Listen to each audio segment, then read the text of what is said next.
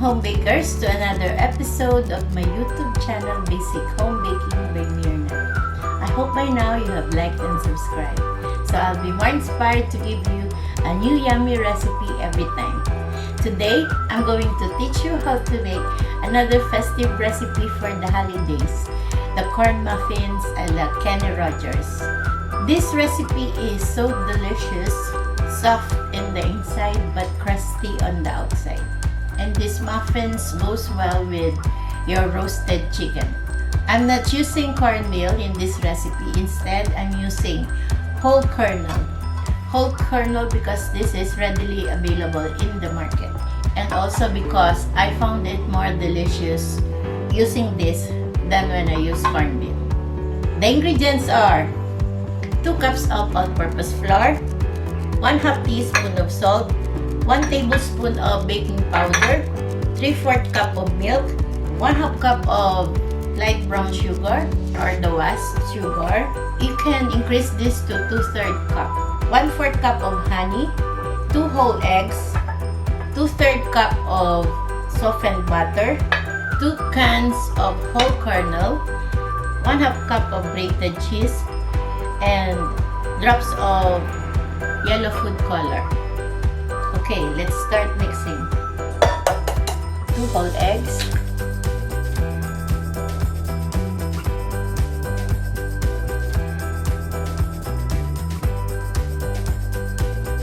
add the butter,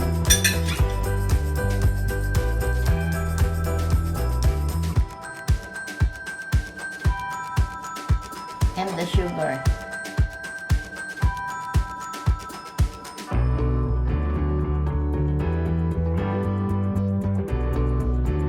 You don't need a mixer for this recipe. You just use this for whisk.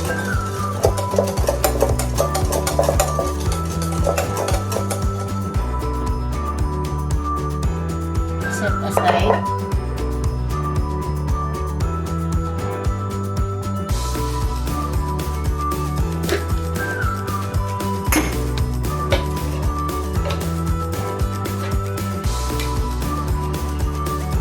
We're going to use the blender to process this whole kernel. We're going to add 1/2 cup of the water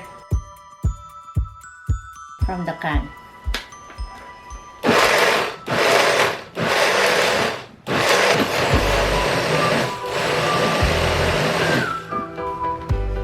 Then we're going to pass this through a sieve.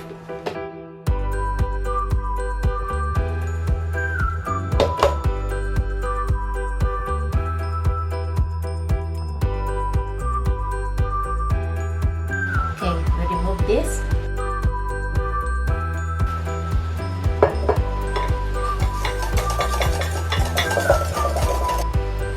Then we're going to add this corn.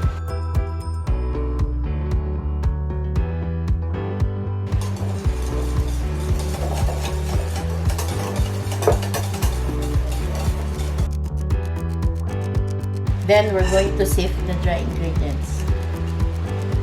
Flour, baking powder, and the salt.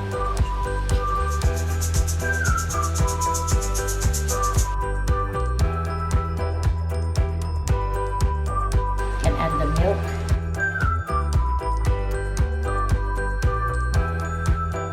the cheese,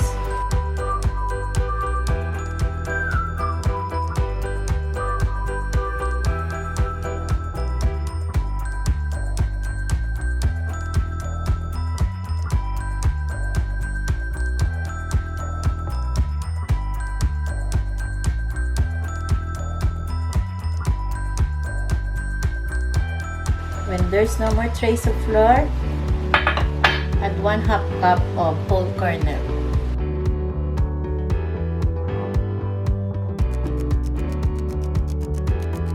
We can add more, 1/4 cup, to total 3/4 cup of whole kernel. More delicious. There. Don't overmix. Oh, I forgot the 1/4 cup of honey.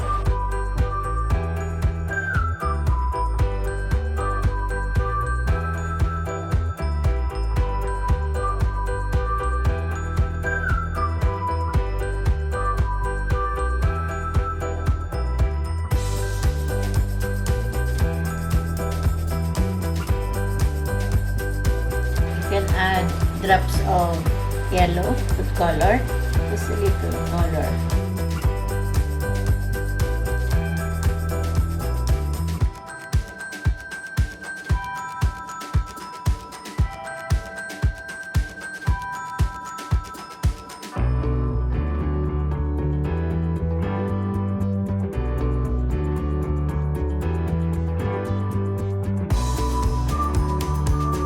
You don't need to use your mixer so you don't overmix.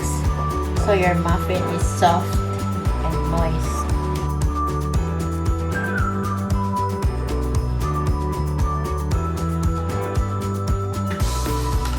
We're going to use these muffin liners, but you can also remove the liners. Just grease your muffin pan with butter. I'm using these liners because I found it more gorgeous and festive for the holiday season. So there. We're going to fill these muffin liners with butter.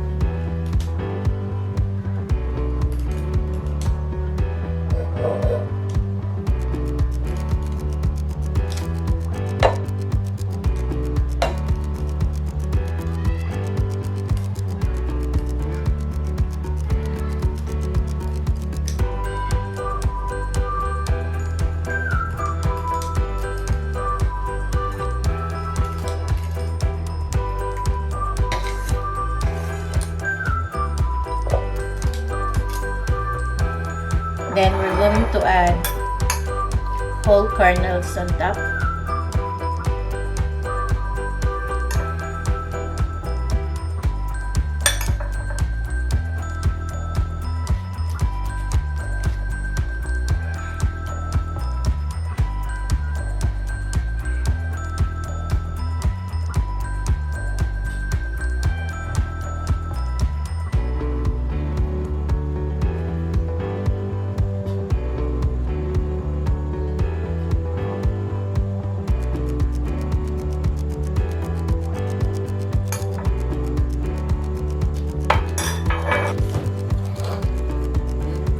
There.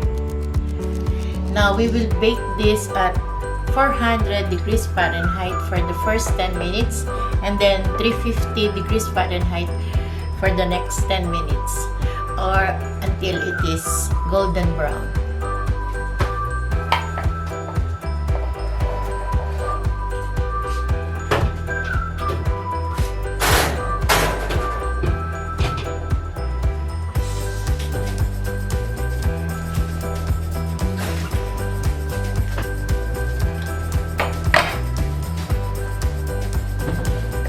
My corn muffins out of the oven, baked at 400 degrees Fahrenheit for 15 minutes, then 350 degrees Fahrenheit for another 5 minutes. Look. So yummy. So crusty on the outside.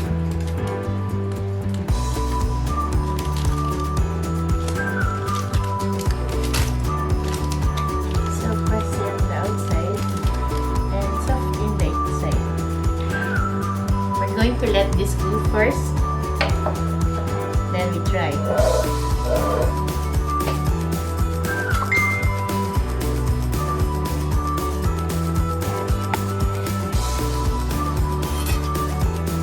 I'm going to try and cut this.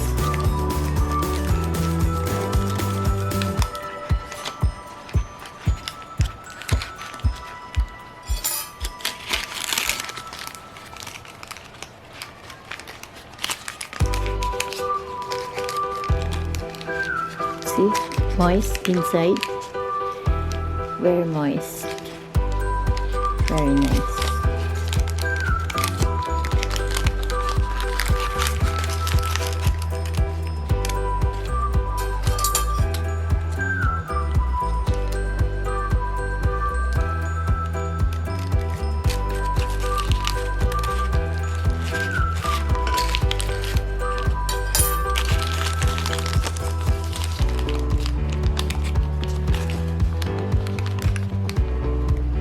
moist inside.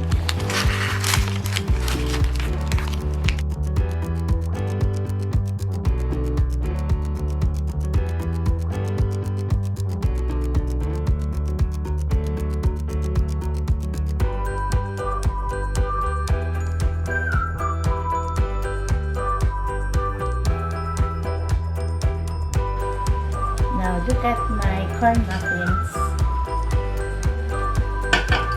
So soft inside. Look at the inside. Very soft and moist.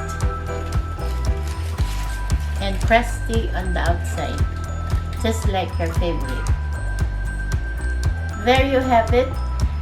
My corn muffins a la Kenny Rogers. If you like this video, please like and subscribe. See you on my next episode. Enjoy!